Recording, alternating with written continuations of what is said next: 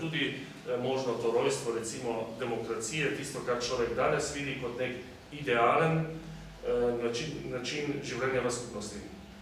Hvala lepa, dr. Petkovšek, za te uvodne besede, ki so se lotevale predvsem prvega dela knjige.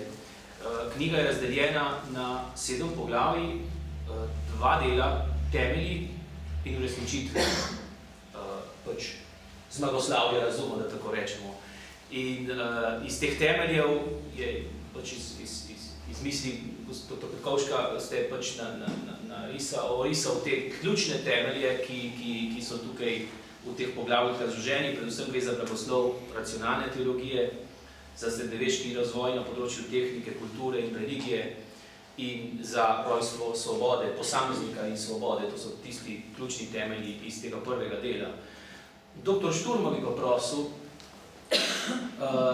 če je mogoče, da se lotimo nekako vprašanja uresničitve teh temeljev, ki so se skozi zgodovino lahko v bistvu jih je bilo verjetno prvo zaznano v zgodnjem srednjem veku, takoj potem pa v izpopolnjevanju teh konceptov v italijanskem kapitalizmu in tako naprej. Torej, dr. Šturm, prosim vas za nekaj uvodnih misli v zvezi z uresničitvijo. Ja, hvala za povabilo. Knjiga, ki je pred nami, vsebuje zelo veliko zanimivih novih spoznanj. Zame je bilo odkritje in prav presenečenje. Bil sem navdušen, ko sem jo vzel v roke, in zato vam z veseljem predstavim nekaj delov, ki so me najbolj pritegnili, kajti nemogoče vse predstaviti v kratkem in omejenem času. Gotovo me je zelo pritegnilo tudi razmišljanje o nastanku ideje o univerzalni človečnosti, ki je tudi podlaga za teorijo, kasnejšo teorijo o človekovih pravicah. Nekako je v mnogih učbenikih prisotnost prepričanje, da je o človekovih pravicah prišlo šele z razvojem prosvetljenstva. Vendar je to stališče nekritično, kajti temeljita analiza nam pove, da je do tega prišlo že mnogo prej in je bilo prav krščanstvo tisto, ki je to omogočilo. Tako v svojem nauku o univerzalni človečnosti zelo natančno govori pisec iz 3. stoletja. To je bil Lactantius, Caecilius Lactantius, v svojem delu Divine Institutes, ki utemelji univerzalno človečnost, od katere, ki temelji seveda tudi na moralni enakosti, izhajajoči iz Evangelija, in ki je potem od tu naprej samo še en korak do človekovih pravic. Ob tem ni odveč povedati tudi to, da azijski jeziki ne poznajo besede svoboda. Besedo svoboda poznata grščina in latinščina, vendar svoboda ni, kot je že omenil moj pregovornik, ni pravica, ampak privilegij. Govoriti o tem, da je svoboda posameznika in osebe pravica, se razvije šele kasneje v srednjem veku, v tistem srednjem veku, ki ga je tudi razsvetljenstvo povsem neopravičeno ožigosilo kot temačni srednji vek. Zakaj neopravičeno? Zato, ker so se v njem razvila številna znanstvena odkritja. Ne nazadnje je prišlo tudi do nastanka univerz. Univerze so nastale v srednjem veku in nastale so samo v Evropi in univerze so bile vse, so temeljile v bistvu na krščanskih temeljih. Dejansko je bilo krščanstvo tisto, ki je univerze ustanovilo. Med mnogimi praktičnimi nasledki, ki so nastali s takimi pojmovanji svobode in ki so se lahko izrazili šele po padcu rimskega imperija. Ne naštejem nekatere.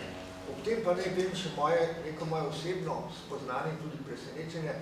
Sam sem 8 let bil deležen klasične izobrazbe in seveda pod močnim vplivom, bom rekel, antike in tega, kaj je antika prinesla, tudi tako grška kot rimska kultura, vendar seveda zdaj ugotavljamo, da so to bili imperiji. Zlasti rimski imperij bil imperij, oba dva, tako grška obdobja, kot tudi antična obdobja, kot tudi rimska, sta temeljila na suženjstvu in ker sta temeljila na suženjstvu, nista bila zainteresirana za nikakršne tehnološke inovacije. Kajte, vse delo je temeljilo na suženjih in suženji so bili tisti, ki so to pravili, kot so prejšnji imperij in se ne smemo pa zabiti, tako stanje bilo tudi v vseh državah zunaj Evrope. Našli smo ga še do leta 1800, vse povsod po svetu. Z razpadom rimskega imperija se izvije civilizacija, ki se je rodila potem na novo na njegovem razpadu, iz tega miselnega vzorca in krščanstvo že zelo zgodaj spozna suženjstvo kot za grešno. Do tega pride že v 7. in 8. stoletju s praktičnimi posledicami, da seveda, če nimamo več na razpolago neomejene količine delovne sile, to omogoča veliko možnost novih odkritij in uporab in pride do tega, kar smo tudi slišali, do izrabe vodnih virov z mlini in podobnimi napravami, ki se pa večinoma zgodi ob samostanih. In kar je še zelo pomembno, ta napredek se ne zgodi v nekem glavnem mestu nekega velikega imperija, ampak ker so vodni viri seveda razvejani, vse povsod po teritoriju, nastane več samostojnih, bom rekel, popolnoma novih proizvodnih virov, ki na povsem drugačen način nadomeščajo človekovo silo in pomenijo začetek organizirane proizvodnje. Ta razkorak je bil zelo velik, recimo, ko je William Osvajalec leta 1066 v Veliki Britaniji naredil prvi popis vsega, kar je v Veliki Britaniji bilo v Angliji dejansko, našteje tudi več tisoč mlinov. To je bilo leta 1066, Rimljani so bili tam nekako do 6. stoletja, v nekaj stoletjih vidimo, pride do velikega nastanka popolnoma novih delujočih centrov industrije. No, še nekaj zelo zanimivo, ker me je tudi pritegnilo, namreč to, da moderno tržno gospodarstvo ali tudi kapitalizem, kot so ga rekli, dejansko ni nastalo kot nasledek protestantske etike. To je teorija, ki jo je razvil znani sociolog Max Weber in ki je bila skoraj da za neizpodbitno, vendar jo Stark zelo prepričljivo izpodbije s številnimi dokazi. Ne nazadnje je ob tem veljal meniti tudi to, da je avtor Rodney Stark tudi sam sicer evangeličan, protestant. In on je tisti, ki pa pove, da je vendarle to vse nastalo v okrilju takrat še katoliške cerkve.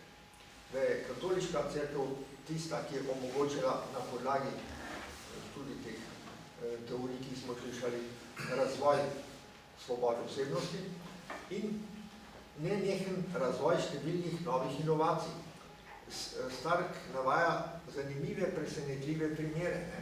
Recimo, po razpadu rimskega imperija bi človek pričakoval, da bo prišlo do vse splošnega nazadovanja, vendar se dejansko to ni zgodilo. Res je bilo nekaj velikih objektov, ki so bili takrat zgrajeni predvsem, da omogočajo bodi se obvladovanje velikega teritorija, recimo ceste, po katerih so potovale pač rimske kohorte ali veliki spomenik v Samrimu, so bili velikokrat samohrani ali porušeni. Toda, na drugi strani, se je pa proizvodnja v poljedelstvu nenadoma povečala za 50%, kajti proizvodnja ni bila več vezana na suženjsko delovno silo, prišlo je do novih inovacij in rezultat je bil, da je Stark to podrobno opisuje, da je prišlo s tem tudi kmalu po zatonu rimskega imperija tudi do znatnega povečanja prebivalstva v Evropi. V 10. stoletju pride v Evropi do odkritja prvega urnega mehanizma, do praktične uporabe urnega mehanizma in cerkev, to je bila prav katoliška cerkev, bila tista, ki se takoj odloči, da ga namesti v zvonike cerkva. Pazite, nobena druga religija tega ni storila. To se odločila katoliška cerkev in namestitev pa omogoča, gledano zdaj z podjetniškega vidika, omogoča točno razporeditev delovnega dneva, kajti do tedaj je veljala razdelitev, ki je štela sončne ure in nočne ure. In dnevne ure so bile različno dolge, niso bile dolge po 60 minut. Poleti so bile daljše, po zimi pa krajše. Zelo težko je bilo sklevati delovni čas, zelo težko je bilo sklevati tudi poslovne sestanke ali kakršno koli načrtovanje. Z uro se nenadoma pogled na čas spremeni, na načrtovanje dela in med drugim tudi, če gotovo ste še vedno potovali, recimo po drugih območjih zunaj Evrope, videli ste, da je tam še vedno pojmovanje časa čisto drugače razumljeno kot v našem kulturno-civilizacijskem območju. No in ne nazadnje še tole, seveda svoboda, ki je omogočila nastanek tudi tržnih aktivnosti, je predpogoj tudi za razvoj sodobnejših oblik gospodarstva. Če pa tega ni, potem tudi te razvojne prednosti preminejo. Dejansko je prišlo do prvih teh oblik civilizacije, ki je danes imenujemo zahodna civilizacija v Italiji, v italijanskih mestnih malih državicah, ki so bile zagon vsemu temu razvoju. Potem se je ta zagon preselil v Nizozemsko, iz Nizozemske kasneje tudi v Anglijo. Ni bilo pa takšnega zastoja v drugih evropskih državah, kjer so vladale absolutistične monarhije, ki še vedno niso priznavale takega razvoja osebnosti in s tem tudi razvoja vseh proizvodnih sil, kot je bilo to mogoče tam, do katerega je to prišlo. Vendar je neizpodbitno, da je razvoj temu, čemu danes pravimo zahodna civilizacija, nastal dejansko pod okriljem doktrine krščanske in nedovedno celo doktrine katoliške cerkve, ki je ta razvoj omogočila. Če pogledamo primerjalno, recimo leto 1800. V letu 1800 so bila vsa območja zunaj Evrope v precej drugačnem civilizacijskem pogledu. Povsod so vladali veliki ali imperiji ali pa lokalni despoti, ni bilo gospodarskega napredka in zaradi tega tudi ne bi mogli govoriti, da bi se to zgodilo. Kakšen bi bil nadaljnji razvoj, če Evropa v tem pogledu ne bi pomenila take zelo pomembne izjeme. Hvala lepa, dr. Šulc. Še predno ga idemo na vaše vprašanja, še bi prosil nekako razmislek o vplivu vprašanju recimo te knjige za sedanji čas in za sedanji trenutek v Sloveniji. Nekako v svetovni javnosti prevladuje mnenje, da se je razvoj dogajal nekako preko konfliktov, napetosti med religiozno in sekularno družbo, konflikta med znanostjo celo in verskim prepričanjem. V Sloveniji pa se zdi, da so stvari celo še bolj radikalne. Težko je v bistvu utemeljevati, da je dejansko moderna zahodna družba nastala kot sad postopnih in procesov enovitega razvoja. Kako bi komentirala pomembnost te knjige v slovenskem prostoru, potem ko v bistvu to lahko zveni samo kot neka apologetika našega načina razmišljanja. Čeprav je knjiga napisana nekako v zelo poljudnem tonu, je pa nekako le z obsežno bibliografijo utemeljena na raziskavah in dognanjih, ki so znanstvene narave. Torej, dr. Petkovšek, če bi par besed na to temo. Meni se zdi zelo pomenljiv ta podnaslov, kako je krščanstvo pripeljalo do svobode, kapitalizma in razcveta zahodne družbe. To do kapitalizma. Ta hip v času zdaj teh reform, tega, kar se dogaja, poskuša sedanja vlada, se mi zdi, nekoliko premakniti akcent, težišče na to vprašanje, ki se nam zdi kar nekako grešno misliti o njem.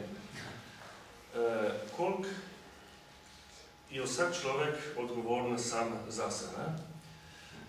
In tukaj noter, recimo, krščanstvo zame, ko smo govorili o svobodi, tisti dodatek, ki ga krščanstvo prinese grškemu pojmovanju svobode, je to, da človeka predvsem notranjo svobodo domisli. Grki ali pa Latinci je bila svoboda pojmovana bolj v zunanjem smislu.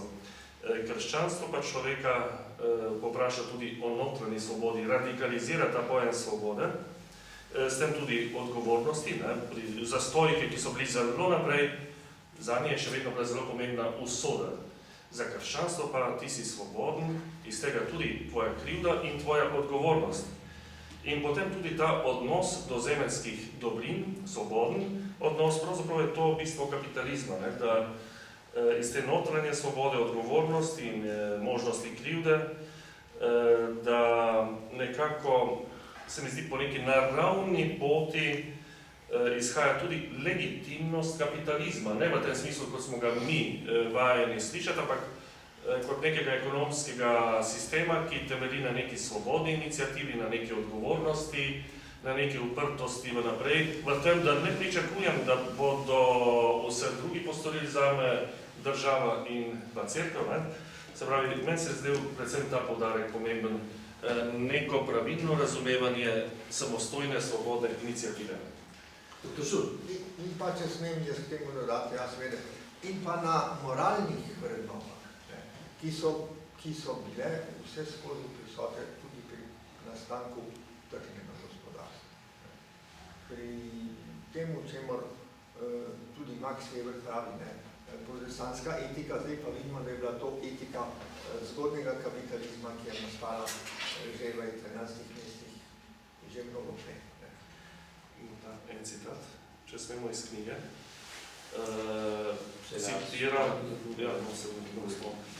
namreč citira nekega Kitajca in pravi, nekega akademika kitajskega, ki pravi, dolgo časa smo iskali Kitajci, kaj je tisto, kar je Evropo dvignilo v tako nekaj edinstvenega, in smo najprej bili prepričani, da je to geografski položaj, na to, da je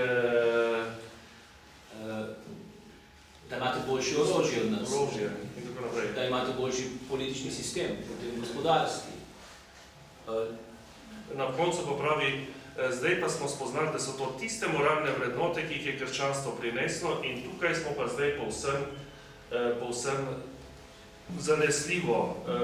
Torej, to je mogoče ena spodbuda, da ker mi živimo svoje življenje z neko krivdo, z neko, bi rekel, v nekem prepričanju, da je ta ideja laž, ampak če nas drugi od zunaj tako vidijo, zakaj se še sami ne bi malo bolj ponosno ali pa z eno večjo samozavestjo pogledali.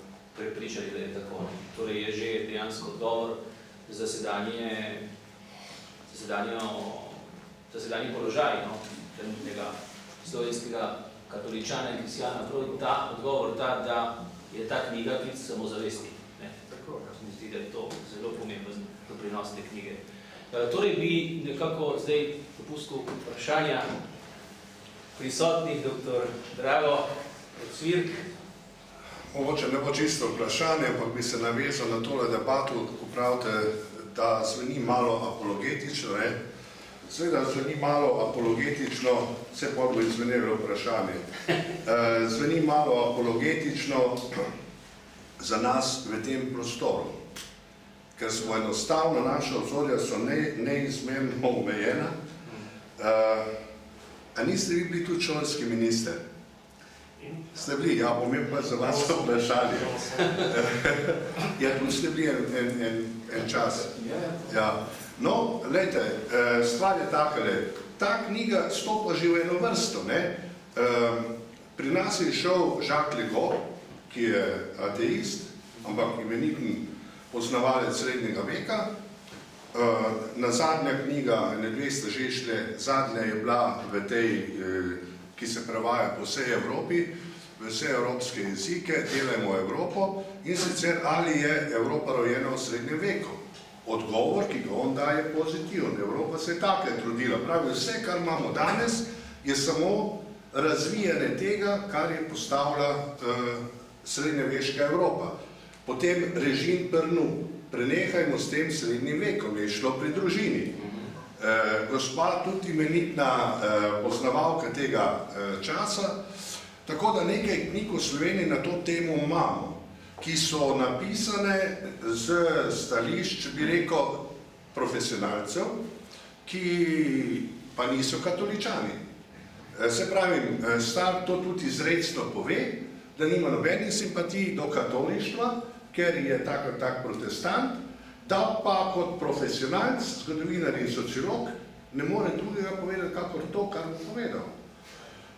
Se pravi, zakaj v Sloveniji, ko je vendar zdaj na tone knjig napisanih in je rečeno, recimo, da srednji vek je seveda popolnoma neustrezen izraz, ki je nastal post faktom, ker so hoteli reči, tukaj je pa en umesen zmazek med veliko grško, rimsko kulturo in pa našo veliko razsvetljensko kulturo, drugo je pa tema. Ne, ampak tako pravi Jacques Legoff, če kdo pravi temni